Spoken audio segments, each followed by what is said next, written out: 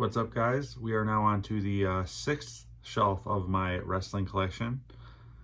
Starting off where we left off here, pretty much, is SummerSlam 1998. Classic pay-per-view from Madison Square Garden. Lots of entertaining matches. It felt like a big event. And this was also back when the WWF, had different entrances for all their pay-per-views, which is something I miss. Because you always just kind of wondered what kind of creative light setup they would have this time, but now it's just always the same, which is disappointing in my eyes, because then the big events don't feel big and the small events, everything feels the same now. But the card for this match, X-Pac versus Double J. You didn't expect either of them to get their hair cut. It wasn't a great match, but just for that reason, you were kind of interested in it. Ken Shamrock versus Owen Hart in a Lion's Den match. They were trying to get some steam on Ken Shamrock, and they felt making him go back into the octagon would do it. And Owen Hart, they played him being trained by his father in the dungeon, and that the Lion's Den's the same when it's not. The Oddities versus Kai and Tai was pretty much the bathroom break match of this pay-per-view. Sable versus Mark Merrow and Jacqueline was pretty much just kind of a rematch of WrestleMania 14. Only, with people switched up. D'Lo Brown and Val Venis was actually a decent match. This is when they were actually starting to make the European title mean something. And D'Lo, I thought, was a good, one of the better European champions they had. Mankind and Kane versus the New Age Outlaws was a great match. You didn't know if Kane was going to show up or not, if he was with his brother or not. This is the multiple storylines going on in the same match thing that they were getting really good at this point. The Rock versus Triple H, great ladder match. Not as good as the WrestleMania 10 ladder match, but still very, very good. I'd probably say it was probably second best, right behind that. And then, of course, you had Stone Cold versus The Undertaker. Classic pay-per-view. Definitely check it out if you haven't seen it before.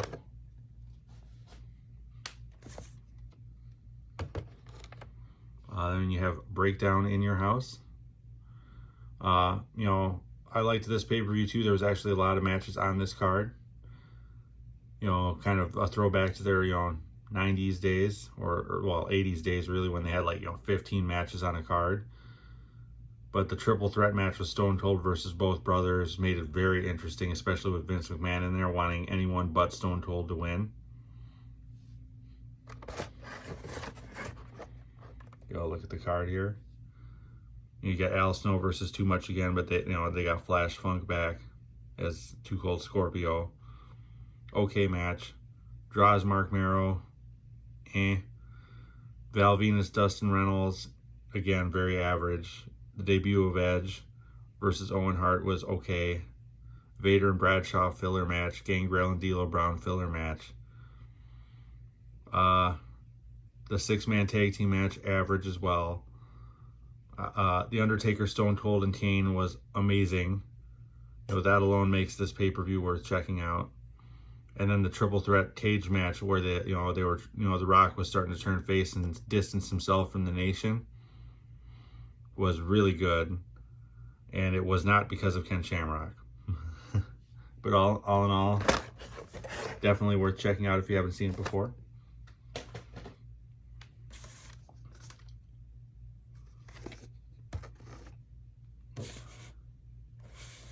Yep, next we have Judgment Day 1998 here. This was an okay pay-per-view. I like the whole twist with Stone Cold actually not having a match on this pay-per-view. But because he lost at Breakdown, they had a match between The Undertaker and Kane with him as the referee. That was good. And Vince threatened him with his job, saying that if he didn't declare a winner, that he would get fired. So that was a great main event. You had The Rock versus Mark Henry, again turning The Rock face. He was getting a lot of crowd support finally now. But the rest of this pay-per-view was average. Nothing really to write home about.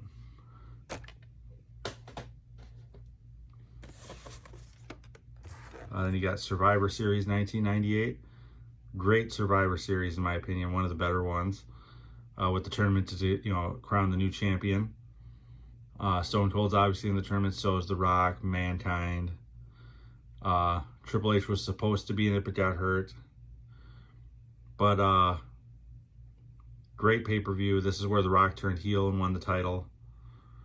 Which was a surprise swerve considering fans were just starting to get behind him. And then they immediately just yanked the carpet out from under him. So the fans were really into it at this point. It was the beginning of the corporation,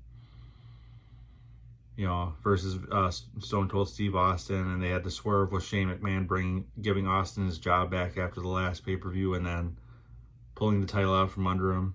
Mick Foley gets screwed by Vince McMahon basically in this pay-per-view as well.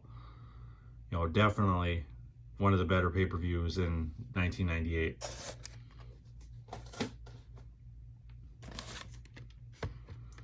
Then you have Capital Carnage, which is their yearly England pay-per-view that they were doing at the time. Lighting was a lot better in this one than it was for One Night Only in 97. The card was actually really decent, and the matches were decent for this pay-per-view.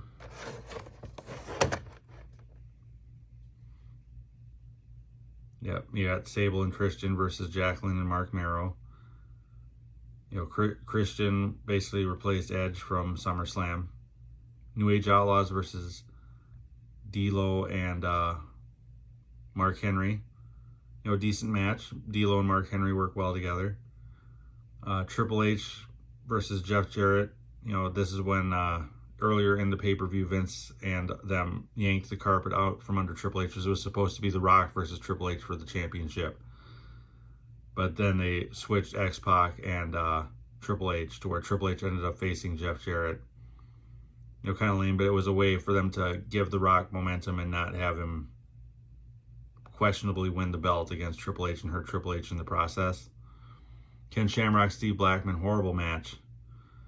Gangrel and Al Snow, that was a decent match.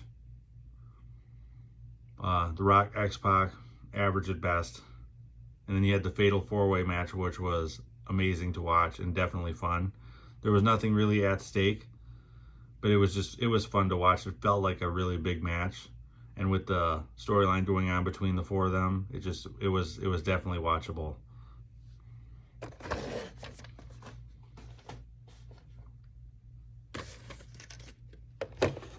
Then we have the final pay-per-view of 1998, Rock Bottom.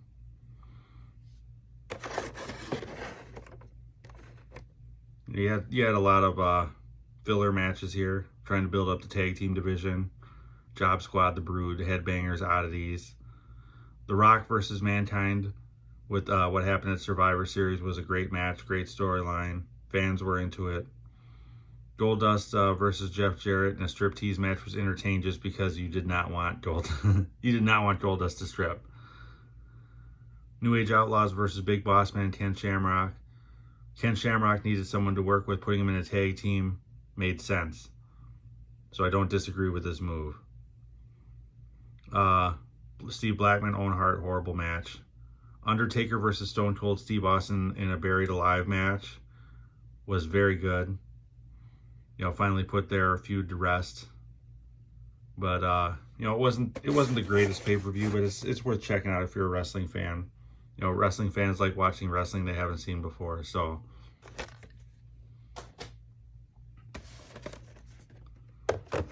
then we have one of the better Royal Rumbles as well, as far as storyline and the match itself. Royal Rumble 1999. Undercard even before the Rumble was worth watching. I was into this entire pay-per-view. Road Dogg versus Big Boss Man, for the hardcore title was very, very entertaining. Fought all over the arena. Sable versus Luna, great match. Luna could go. Sable was finally starting to get the flow of what she was doing. X-Pac versus Gangrel for the European title. Solid match. Obviously no story to it, but still solid match. Ken Shamrock versus Badass Billy Gunn for the Intercontinental title. I kind of felt that Billy Gunn at this point had some momentum going for him. The fans were behind him, and they just didn't give him the belt for whatever reason. I don't know why. Maybe it was some behind the scenes kind of stuff. Ultimately, eventually, they ended up putting it on Road Dogg instead of Billy Gunn. Then you had the Royal Rumble match. Classic match. You know, lots of twists and turns throughout the match. China being in it as well. And then Mankind versus The Rock in an I Quit match was a absolute classic. I mean, if you're ever going to watch a Mankind versus Rock match, this is the one. Either that or the one from the next pay-per-view is the one you want to watch. They just worked so well together.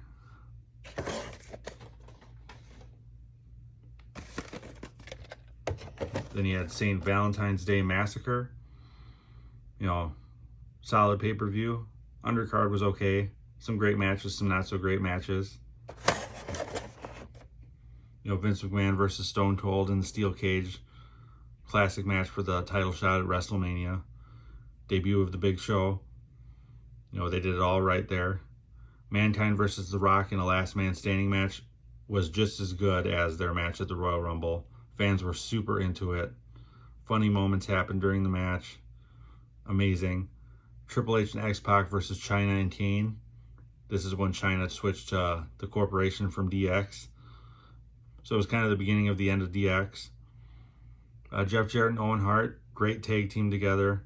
Loved them. They worked very well in the ring together versus Mark Henry and D'Lo, who also work well together in a great tag team. Ken Shamrock versus Val Venis with Billy Gunn as the referee was an amazing match.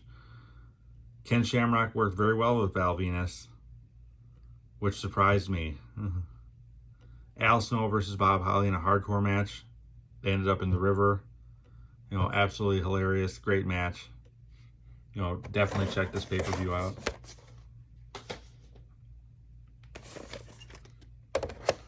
Then, of course, you had WrestleMania. You know, who doesn't like WrestleMania? Not as good as 14, but still really solid. Very entertaining. You know, The Rock versus Stone Cold for the belt. You know, great match. Shane McMahon versus X-Pac. This is when Shane McMahon started to wrestle, and that was actually a really great match. Very entertaining, very believable. Sable versus Tori. You know, they were finally starting to get some women for Sable to face beyond Luna. You know, and this is where I was talking about with the Intercontinental belt. They put it on Road Dogg instead of Billy Gunn for some reason. But still a great match. Brawl for All, what a joke. Triple H versus Kane. This is when Triple H joined the corporation as well. So, you know, it's a decent match. Undertaker versus Big Boss Man in a Hell in a Cell match. This one made no sense. This one actually hurt the Hell in a Cell, in my opinion. Just to have it. It felt small. It felt wasted. Owen Hart and Jeff Jarrett, great tag team again. This time versus D'Lo Brown with Test. I liked this storyline with Test and D'Lo not getting along very well. Loved it, but you thought they were going to win it there for a second, but didn't. You know, Big Show versus Mankind for the right to be the referee in the main event was a great storyline. And then, of course, you had the Triple Threat Hardcore match, which turned out to be good. But, you know, like I said, they switched Billy Gunn and Road Dogg for some reason, and I don't get that, but it is what it is.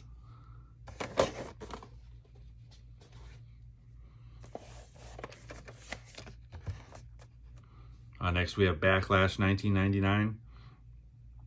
You know, you had a Boiler Room Brawl match in this. You had The Rock versus Stone Cold again. Ken Shamrock versus The Undertaker was actually a very decent match from this pay-per-view. But otherwise, you know, kind of a forgetful one.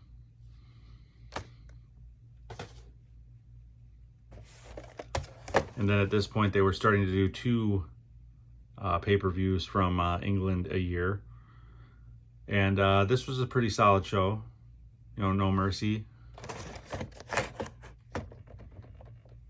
You know, triple threat match. They're trying to screw Austin out of the belts. They had the corporate ministry, you know, fighting to try, you know, both of them were trying to take the belt. You know, kind of like a twist on what happened with The Undertaker, Kane, and Stone Cold at Breakdown.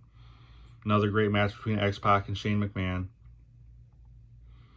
Mankind versus Badass Billy Gunn. They turned him, Billy Gunn heel.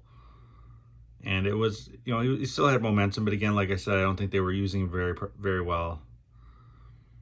The Brood versus the Acolytes. Great. You know, the Brood broke away from the ministry when they joined the corporation.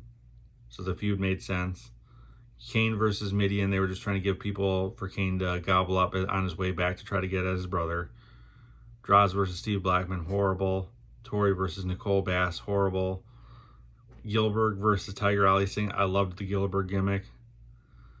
I wish they would have done more with it. But all in all, a solid show.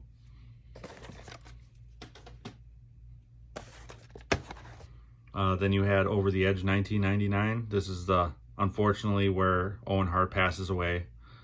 They don't show that on the pay-per-view. The camera's cut away. But very sad pay-per-view, obviously.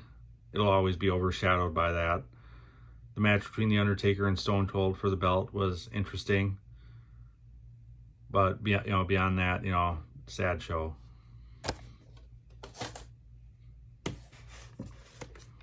And then finally we have King of the Ring 1999. The Rock versus The Undertaker was a solid match. This is when they were trying to turn The Rock face again. And then you got Stone Cold versus the McMahons, which will always draw money. And the fact that it was for control of the company made it even more entertaining and more you wanting to see this pay-per-view. This is when they were trying to make the King of the Ring tournament mean something again. They had the whole 3 rounds of the tournament in the pay-per-view. Very solid matches. Even though there was no storyline, obviously, with most of these matches, they were still very, very solid. All in all, though, a good pay-per-view to check out.